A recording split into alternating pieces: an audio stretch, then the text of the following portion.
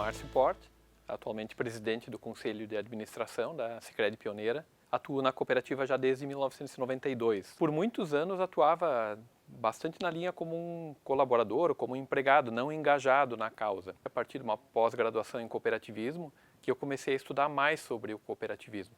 Eu hoje me sinto tranquilo para falar sobre o cooperativismo porque estudei muito sobre ele. Normalmente a gente não defende uma causa sem conhecer ela de forma profunda. Não tem como haver uma transformação num colaborador, por exemplo, se ele não souber o que ele está falando. Então hoje o fato de eu me sentir tranquilo quanto ao assunto cooperativismo faz com que de fato eu viva o cooperativismo na prática.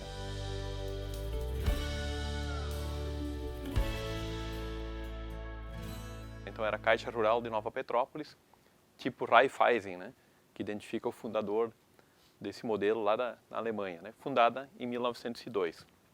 Nova Petrópolis, aquele logo que tem do lado ali, a capital nacional do cooperativismo, foi reconhecida em 2010 pela importância histórica que a cidade tem.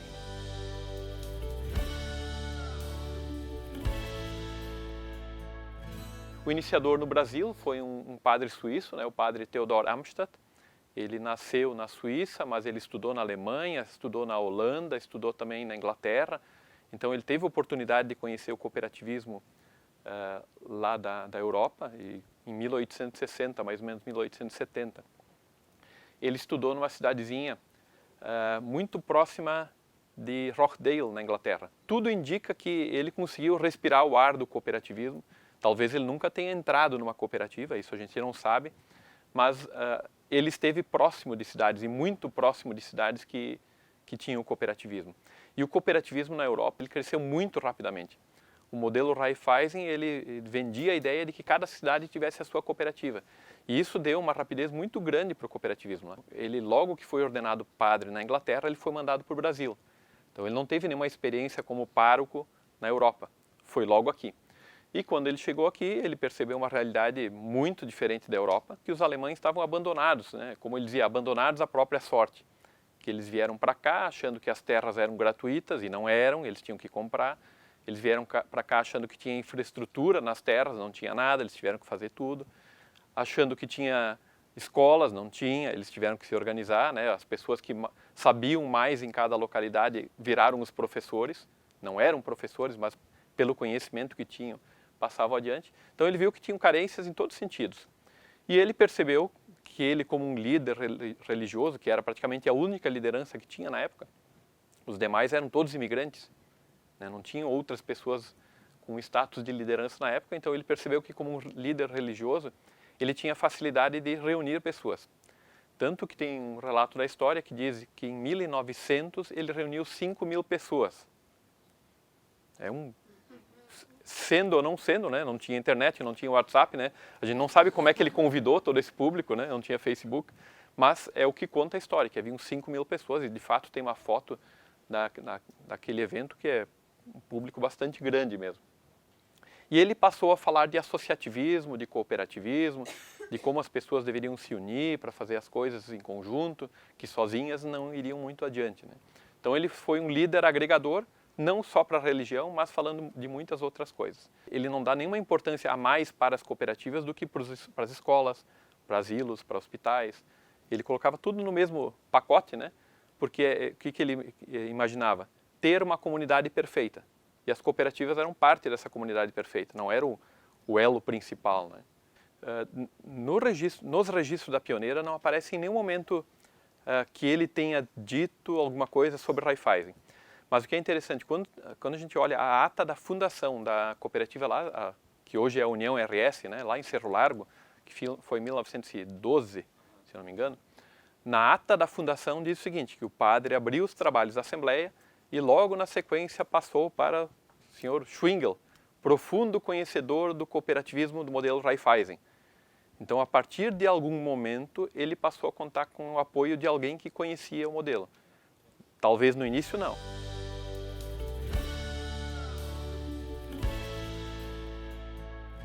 Na verdade, não, porque essa data de 28 de dezembro ela foi a terceira alternativa. porque ele começou com reuniões em outubro, a primeira reunião foi em outubro, a segunda reunião foi em novembro e a terceira foi em dezembro. Quase como hoje a gente tem assim, a edital de convocação de assembleia ordinária, extraordinária, 3 convocações, né? Só que o objetivo não era ter 3, o objetivo era ter criado em outubro, e aí por questões lá daquela época, em outubro, se não me engano, faleceu a esposa de uma das pessoas que era apoiadoras, e o padre teve que ir lá, né, como pároco, então ele foi chamado no enterro. Então a primeira tentativa foi frustrada. Na segunda tentativa eles estavam reunidos no centro de Nova Petrópolis, na Sociedade Tiro Alvo, e aí deu um temporal e o temporal derrubou o pavilhão dos atiradores, como se fala, né? Até tem um vídeo, se vocês procurarem no YouTube, História da Sicredi Pioneira, ele conta essas tentativas fracassadas, né? E aí a terceira tentativa foi a que deu certo, que foi em 28 de dezembro. E aí não foi mais em Nova Petrópolis, foi na linha imperial. Com a constituição da cooperativa na linha imperial, toda a primeira diretoria foi da linha imperial.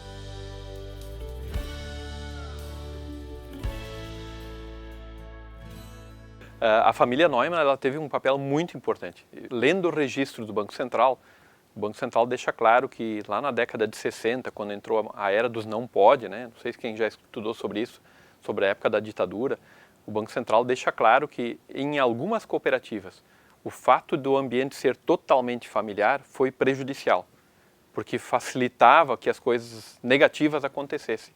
E muitas cooperativas quebraram por estarem vinculadas, extremamente vinculadas ao vínculo familiar. Já no caso da Pioneira, a gente conseguiu perceber que a família Neumann levava a cooperativa como um ente da família. Mesmo com todas as dificuldades que se passaram ao longo dos anos, a cooperativa superou todas. Muitas pessoas levaram a cooperativa junto consigo nos momentos de maiores dificuldades e fizeram com que a cooperativa estivesse hoje ainda atuando, né? Hoje já é quase impossível, com 500 colaboradores não tem mais como dizer que é uma grande família. Mas por muito tempo, eu ingressei na cooperativa em 92. Então, boa parte da minha vida, eu entrei com 19 anos, hoje estou com 42. Eu não lembro praticamente de como é que era a minha vida antes de entrar no Sicredi. Praticamente tudo é Sicredi hoje, né? Minha família foi constituída dentro do Sicredi. Minha esposa é uma colaboradora da cooperativa que eu conheci lá em 94. Então até meus filhos são fruto de um ato cooperativo, né? Dá para dizer assim.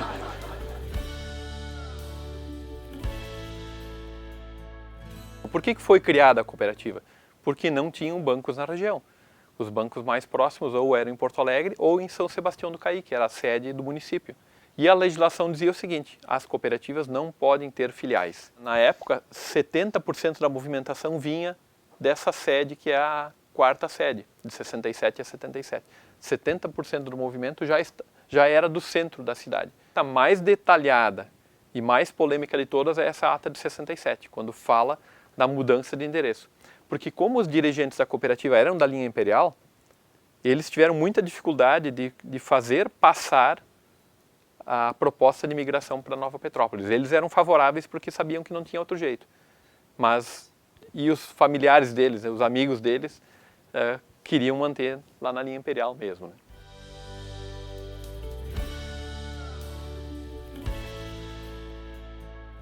E aí, passado todo esse momento de dificuldade, em 1980, foi criada a central, né, na época chamada COSECRER, formada por um grupo de 9 cooperativas remanescentes, entre elas a Cooper Rural, lá de Nova Petrópolis, que era a mais antiga de todas. Não era a maior. A maior de todas as cooperativas na época era de Cerro Largo. A Pioneira, ela não era grande, apesar de ter tanto tempo de história. Se a gente pegar desde 1902, o auge de associados foi em 85, com 3 mil associados. Bom, por que a cooperativa era pequena naquela ocasião, né? Eu elenquei aqui 4 questões. Primeiro, que o foco era só na área rural. É muito difícil a gente conseguir traçar um paralelo de como é que seria a cooperativa sem a marca Sicredi e com a marca Sicredi. E na época teve toda uma discussão, eu ainda já estava na cooperativa naquela época, na discussão, vamos aderir ou não vamos? O nosso bem maior, assim se dizia na época, o nosso bem maior é a marca Cooper Rural. Será que vamos aceitar essa proposta de aderir a uma marca única? O que seria hoje da cooperativa se não tivesse aderido, não tivesse mudado, né? Cooper Rural, né? E a outra questão que eram as restrições legais muito fortes que haviam, né? A era dos não pode, como se dizia, que a cooperativa praticamente não podia nada, né? A legislação dizia mais o que não pode do que o que podia ser feito, né? Então, diante desse cenário, a cooperativa tinha que ser pequena mesmo, ela não podia ser forte. O crescimento começou a partir de quando? Marca Sicredi, tecnologia.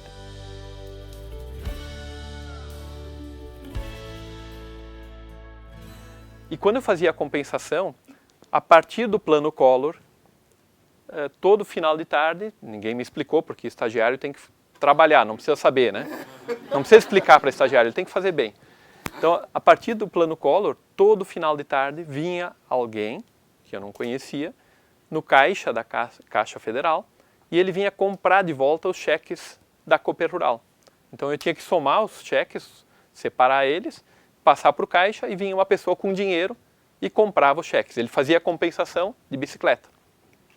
A Caixa Federal e o Sicredi, ou a Cooper Rural, era um lado da praça era a Cooper Rural e no outro lado da praça, na avenida, era a Caixa Federal. Então, quase não tinha risco, mas mesmo assim ele vinha de bicicleta para comprar esses cheques de volta, né?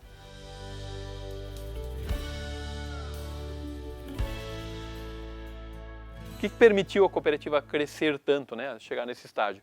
A compensação própria, então não depender mais de chegar às 3 horas no Banco do Brasil, ter produtos e serviços competitivos, na época, como eu disse, era só aplicação e empréstimo, o avanço tecnológico, a marca forte, né, com credibilidade, uma marca que hoje a gente não precisa dizer, pelo menos no Rio Grande do Sul, né, não precisamos explicar nada, a marca Sicredi fala por si. O ingresso no mercado urbano, que aconteceu a partir daí de 98, 99, não adiantava querer entrar no mercado urbano sem produtos e serviços. O primeiro ponto de atendimento da Pioneira no mercado urbano foi no centro de Caxias do Sul, em março de 98. Embora atendia muito produtor rural naquela unidade, mas era no centro. Em 99 foi inaugurado em Novo Hamburgo e Estância Velha. Padronização e organização, na época não tinha quase nada, né? No antes, vamos dizer assim, cada cooperativa agia da sua forma, e ganhos de escala, produtividade, né? Se pegarmos hoje o exemplo do COI, né? Abertura de conta, comentava com o João antes, análise de crédito sendo feita por aqui de forma isenta, né? sem a emoção, não, mas eu conheço o João, libera crédito para ele. Hoje a gente já não tem mais isso, né? Mas é a partir da padronização que se avança nesse sentido. Apesar da Sicredi Pioneira ser antiga, o crescimento é muito recente. Repare ali 2002, logo no início, né? Tanto em recursos como em empréstimos, eram valores insignificantes. Um valor que em 2002 toda a cooperativa administrava, que eram 79 milhões, claro que teríamos que atualizar para valores de hoje, né? Mas hoje só a unidade de atendimento de Nova Petrópolis administra 120 milhões.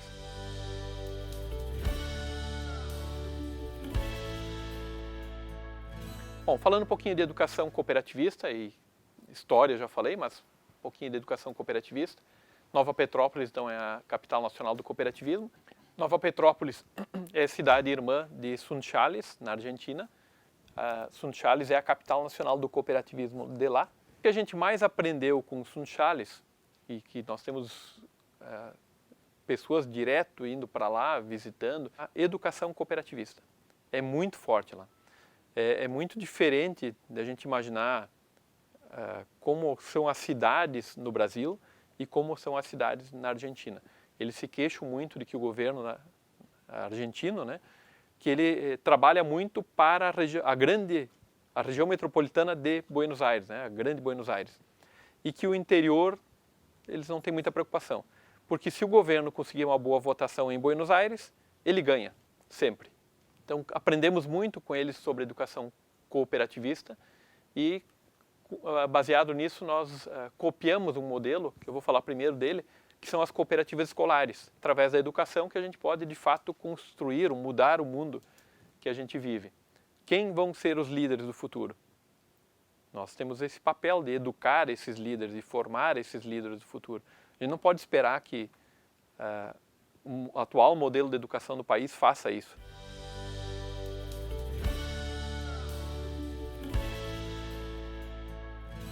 Bom, como associados, nós temos um público bastante grande de jovens, temos aí cerca de 30% de jovens da cooperativa, considero um número bom. Nas assembleias nós temos conseguido atrair jovens também, a cooperativa tem um call center hoje que convida para as assembleias. Então esse call center ele convida para todos os associados à cooperativa, claro que desde que a gente consiga contato com eles, manda SMS também, utilizamos bastante o Facebook. As mulheres são um grande desafio hoje ainda, né? No conselho nós já tivemos mais mulheres, hoje temos 2 mulheres no conselho titular, de 8, 2 são mulheres. Mas temos 80% do quadro de colaboradores são mulheres. Então é um grande modelo de inclusão, né? Mas nas assembleias temos bastante participação de mulheres, no quadro de associados é praticamente meio a meio.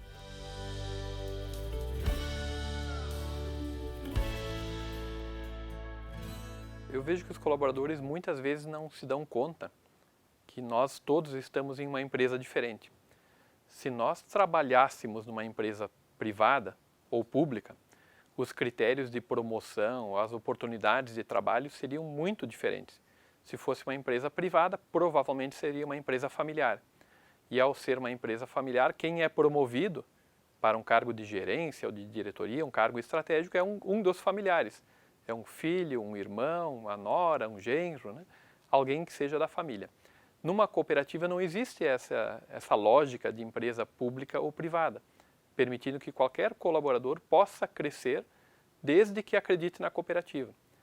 Eu ingressei na cooperativa em 92 como caixa. Acreditei na cooperativa, permaneci muito tempo na cooperativa, mas eu nunca esperei chegar ao cargo de presidente. As coisas foram acontecendo, o crescimento foi acontecendo de forma natural. Como recado geral, acreditem na cooperativa e deem tempo para que as coisas aconteçam. Muitas vezes a pessoa quer ser promovida ou reconhecida antes que a maturidade acompanhe a pessoa. Então, o tempo transforma e o conhecimento também.